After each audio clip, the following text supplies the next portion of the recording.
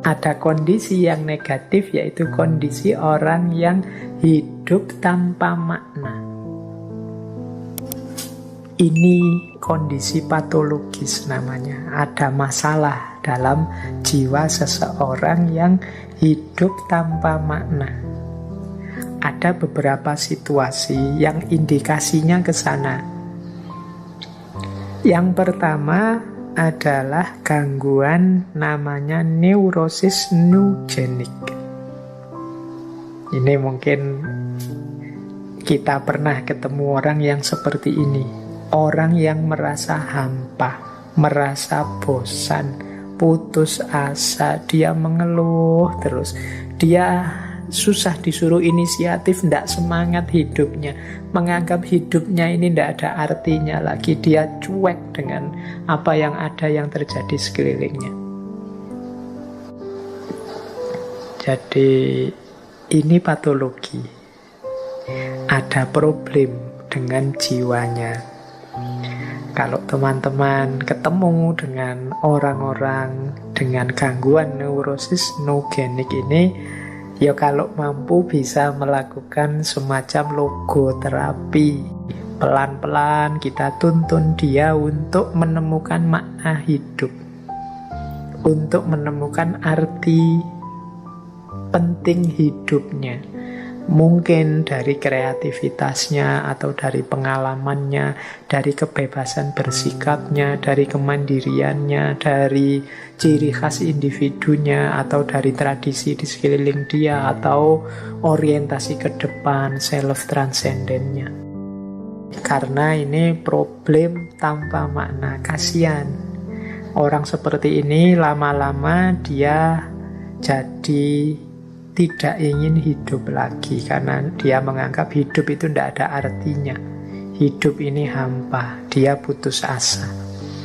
Kalau dalam agama kan bahkan putus asa itu dikategorikan orang yang kufur. Jadi maka yuk kita dampingi, kita temani kalau ada saudara, teman, sahabat kita yang ada di titik ini. Kalau agak mengkhawatirkan ya boleh dibawa ke psikiater. Nah, ini yang pertama. Ada lagi yang kedua. Ini juga gejala patologis. Kalau ini terlalu keras, karakter yang totaliter, ini mudahnya orang yang memaksakan maknanya pada orang lain. Memaksakan tujuan, kepentingan, kehendaknya pada orang lain. Tidak mau diberi masukan. Kalau dikritik marah-marah, menganggap dirinya pasti benar dan selalu benar. Ini juga patologis, karakter totaliter ini. Ya, setiap orang punya makna. Orang totaliter itu memaksakan maknanya pada orang lain. Jadi dia tidak bisa dikritik, tidak bisa menerima masukan, tidak sadar kenyataan orang lain juga punya makna hidup sendiri. Ini juga akan jadi bagian dari masalah dan juga troublemaker dalam kehidupan kita. Ya mudahnya mari kita introspeksi ya untuk diri kita sendiri saja. Karena kadang-kadang kita itu, kalau saya bilang seperti ini, yang terbayang di kepala teman-teman kan orang yang tidak disukai oleh teman-teman. Entah kelompok yang mana atau kubu yang mana. Sehingga akhirnya tidak ada perbaikan. Wong kita menuju orang lain, orang lainnya kan tidak mau dengan apa yang kita sampaikan. Maka mari kita untuk muhasabah diri sendiri kita saja. Jangan-jangan kita sering seperti ini, memaksakan makna hidup kita agar diakui dan diterima oleh orang lain. Padahal setiap individu, seperti pandangannya Frankl tadi, itu kan sosok yang otentik. Mereka itu, setiap orang punya makna hidup sendiri-sendiri. Mereka punya dasar dan sumbernya sendiri-sendiri. Itulah mengapa bahkan Kalau Al-Quran sendiri kan bilang bahwa ya memang manusia itu fitrahnya beda-beda. Allah yang menjadikan syir'atan wa minhajan. Setiap orang punya jalan, punya cara hidup sendiri-sendiri sesuai maknanya masing-masing. Maka memaksakan makna itu sebenarnya ya nabrak sunnatullah.